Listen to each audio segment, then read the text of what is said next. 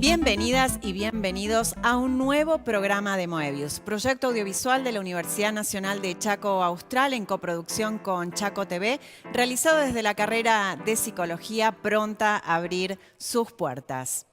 La familia como institución social es centro de debate de larga data. Como las y los tenemos acostumbrados, es una temática donde intervienen distintas perspectivas. Algunas ponen el acento en la función organizadora de la propiedad y la herencia, otras más cercanas como se percibe hoy la familia, resaltan los aspectos de cuidado, de intimidad, de supervivencia.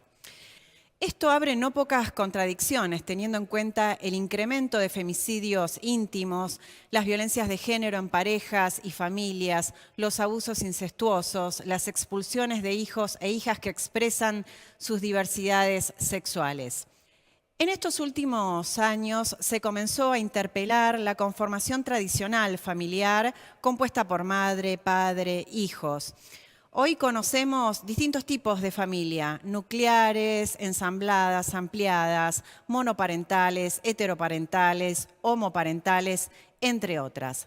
Arrancamos de esta manera un nuevo programa de Moebius. Hoy hablamos de familias.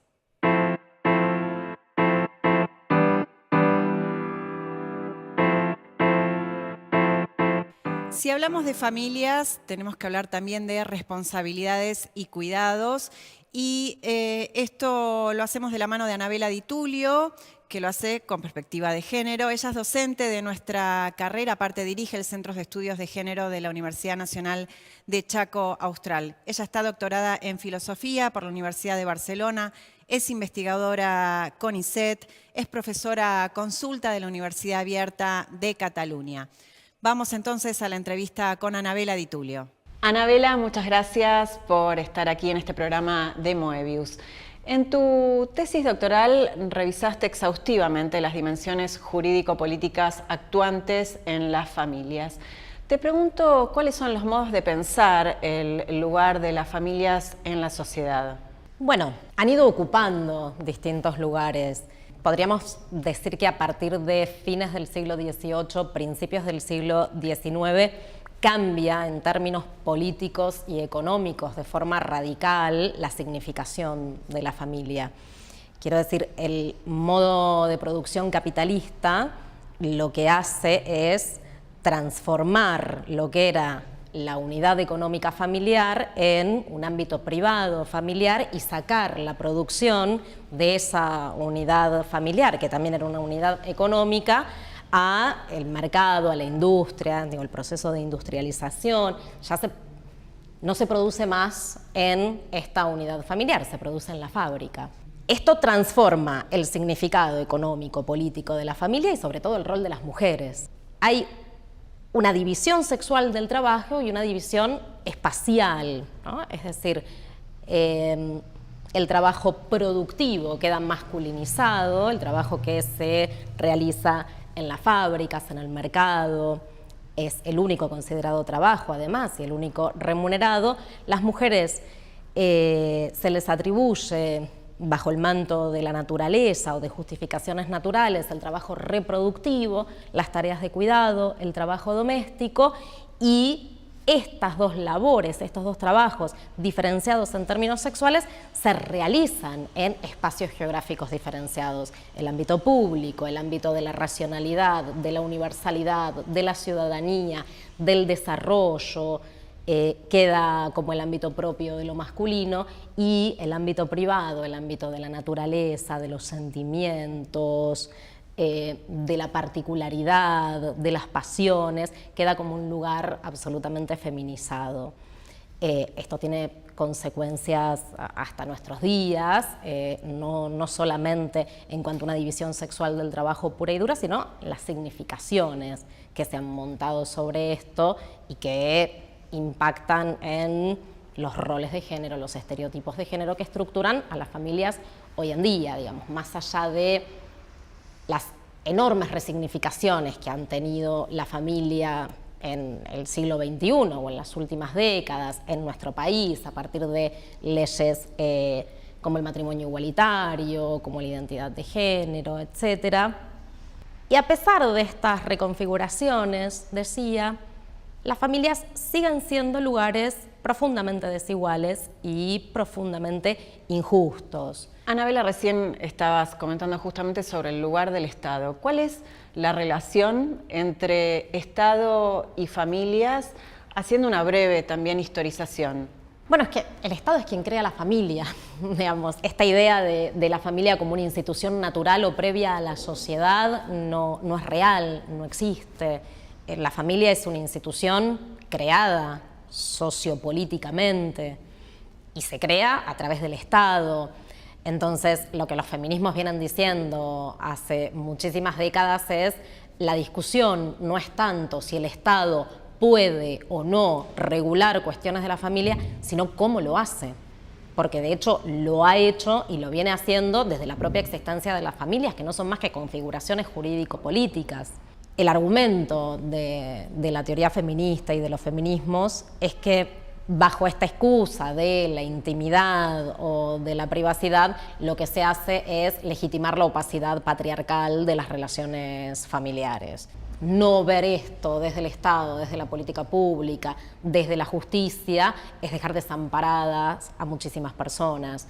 Entonces, el Estado es quien regula y decide qué es una familia, es quien conforma la familia como institución y además es quien regula y decide qué es una familia, qué va a ser considerado legítimamente una familia, más allá de los vínculos sexoafectivos que las personas puedan establecer y creer que este entorno o este grupo yo lo considero mi familia. Bueno, uno puede considerar lo que considera, pero quien va a definir qué es una familia es el Estado mediante su entramado normativo. Ya que el Estado actúa porque es quien regula, lo que tenemos que discutir no es los límites o si el Estado puede o no puede, sino de qué modo lo hace, porque lo hace.